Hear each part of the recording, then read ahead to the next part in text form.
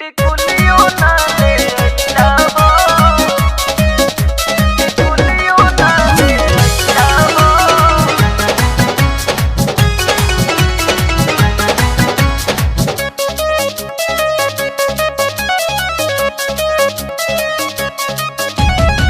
झुमका झुलनी बिंदिया बाली सपना देखैला हो, ए राजा।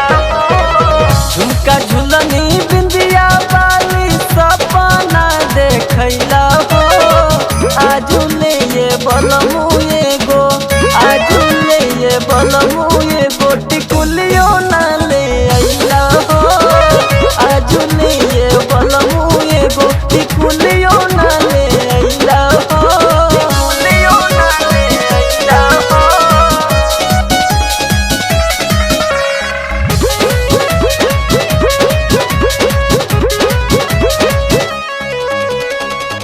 बोलेला मीठ खाली हमारा से बोलिया, यही से जीवा डेराला जी, यही से जीवा डेराला।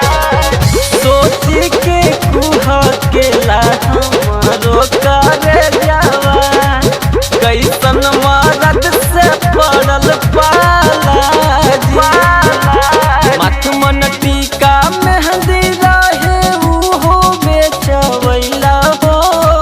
आजुले ये बलमु एगो, आजुले ये बलमु एगो टिकुलियों ना ले अइला हो।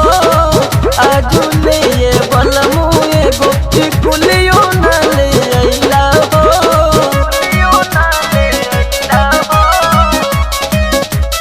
अइला हो।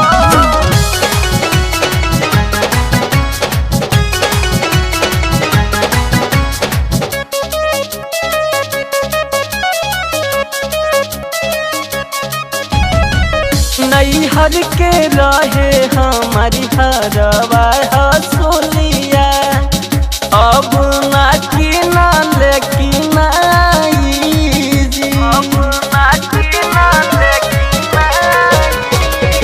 पायल या छागल बेची बेची खूब खैला, दिहले रहे हमार माई जी। पियऊ कुश लाल देवरू सुनिल भरमैला हो। आजुले ये बलमु एगो, आजुले ये बलमु एगो टिकुलियों ना ले अइला हो।